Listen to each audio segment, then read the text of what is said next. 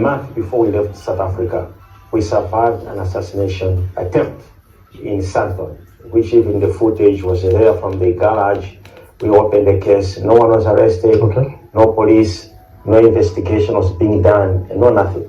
So we left your South Africa, as I did mention, the main issue was for our safety. All right, and when you're coming back to the question to say how we left, we have always remained quiet. That we're not going to explain for that now.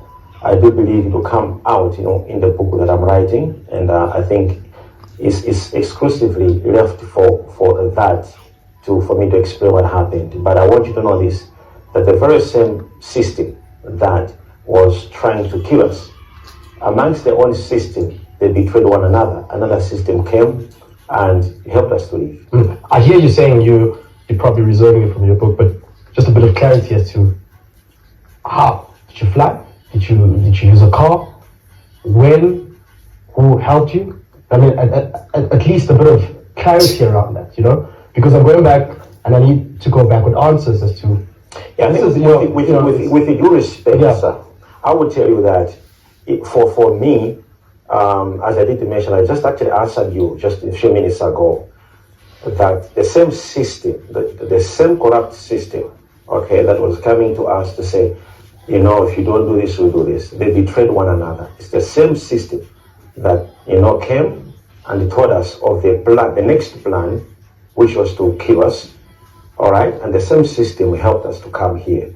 And of how, I don't think for now it's necessary. But that's not an answer. You would want to fix the same system you're saying is broken by giving us an answer. And ensuring that there's accountability. I would really be humbled if that system was fixed. If I heard that one of those people were arrested, because I've given you the names of what we went through, the cases we opened, nobody was arrested. So, for example, for me, I wouldn't be discussing about your system. Well, I actually have no trust at all with your system. What's concerning is using the same alleged corrupt system to advantage. Yeah, it's something that I'm reserving, because there are so many things that I want to actually expose what happened with evidences in that book. Is coming on soon. Your actions made a mockery of South Africa's criminal justice system. Hence why we're here today to try and establish, how did you leave Malawi? It's a very simple question. Did you fly? Did you drive? How did it happen? I really don't think that answer is going to come to you at this stage, as I did mention to you.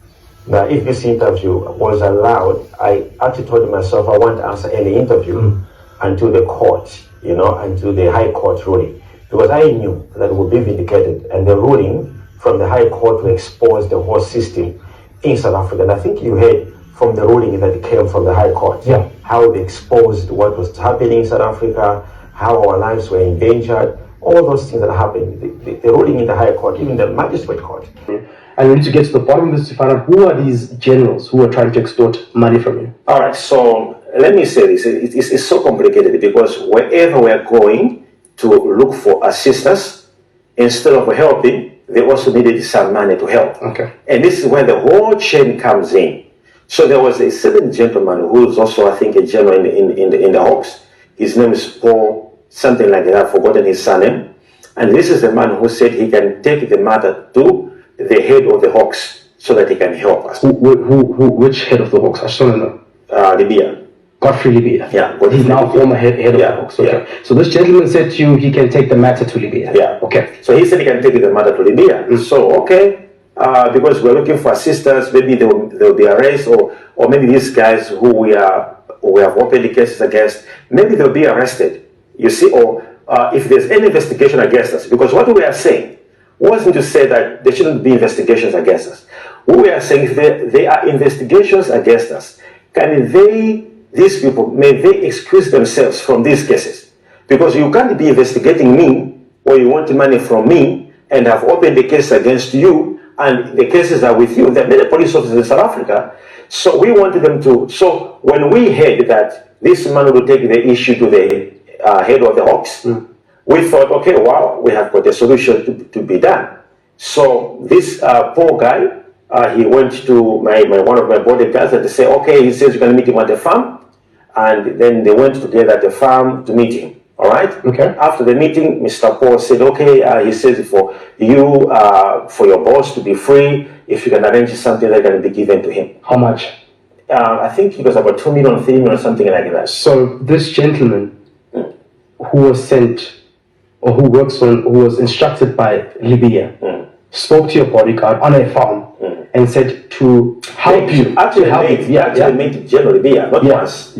You met him. No, not me. Your bodyguard. Yeah, as I said, that he's actually in this room. Yeah. He met him several times, not once. And He was met him at the farm, the other time at his house. Yeah. So these are the things which are facts, and these meetings happened. And when I was hearing to say, you see, I'm trying to get the help, the only ones who never wanted money from us, to be to be truthful, it's Fraser never asked money from us. The head of the former minister, Bongo, he never asked money from us. The general police, Sitole, he never asked any money from us. But the people I'm mentioning, these are the people who wanted the money.